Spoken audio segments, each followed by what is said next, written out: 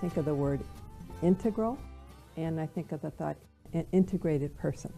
When I feel I'm integrated, what I mean is the thought that I'm thinking and the words that I'm speaking and what I have in my heart are all the same thing. When I think of creation as integrated, it's one thing, perfectly aligned. It has a lot of little different parts, but they're all connected. And as part of that whole, we're connected with it.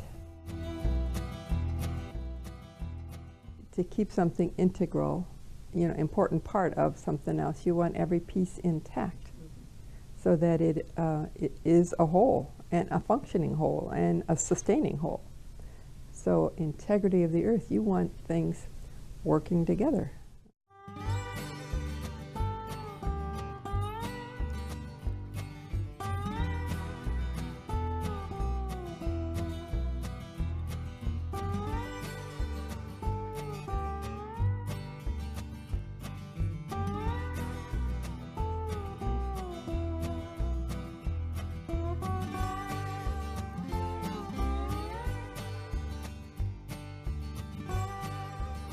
Well, creation has always been a very important part of my life, especially nature. I loved spending time out in nature.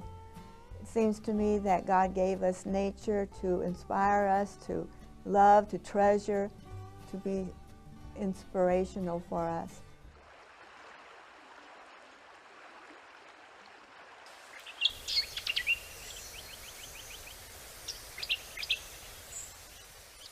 And when I spend time in nature, I feel closer to God. I feel closer to all of creation, to people, to all the animals, the trees, the birds, all the insects, everything that God created. It just makes me happy. And I guess I want to say that because of that, because I treasure it, and because I love it, I want it to continue to its fullest.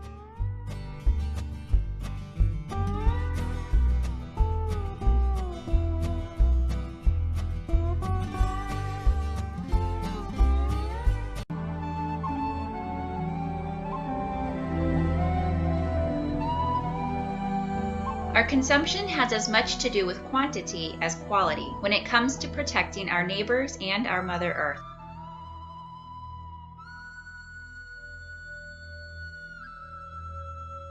Throwaway culture has led to plastic invading even the most remote places of our planet.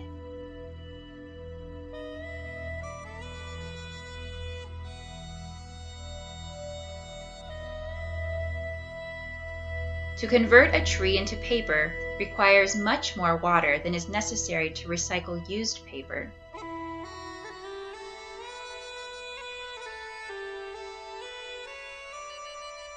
Access to clean drinking water is a basic human right.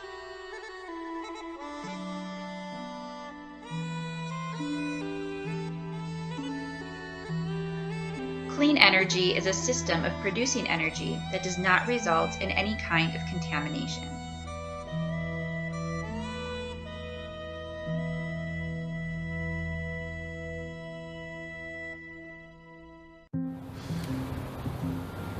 The earth is really like a person. It needs its sunlight, it needs food, it can produce many things, but it has to also be taken care of and respected as you would another person.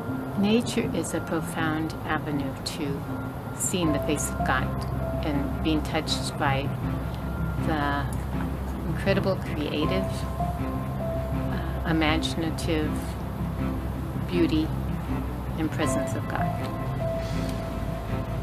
And I think anything we can do to help preserve the earth, to make its water supply better, to make its food supply better. But I'm thinking, we have this beautiful land. I think we have a real responsibility to take very good care of it and to encourage other people to take care of it. And I really feel that fits in with our Dominican charism. So that makes this world and the beauty that we try to nurture. Really significant for people.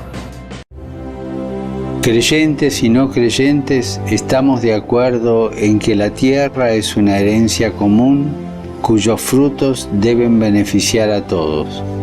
Sin embargo, ¿qué pasa en el mundo donde vivimos?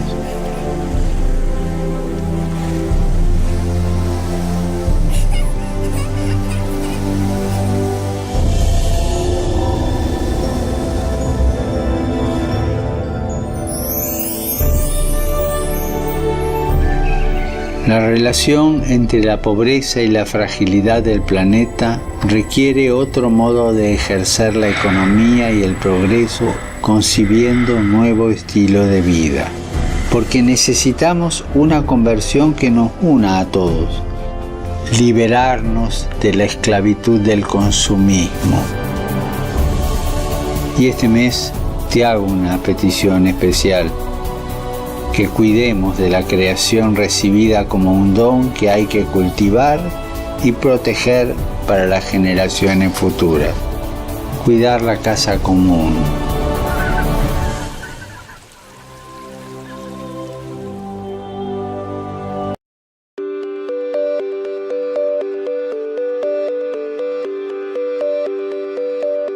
What is the Christian's role in caring for creation? Or is there a role?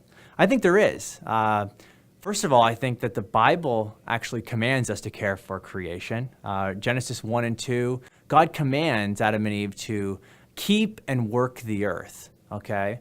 In chapter 1, Adam and Eve are to have dominion over the earth. And some distort that to mean, well, that means we can violate the earth, we should subdue it, we can abuse it, that kind of thing. I think what God's commanding is for us to take control or have authority over the earth for his glory, but for the good of humanity.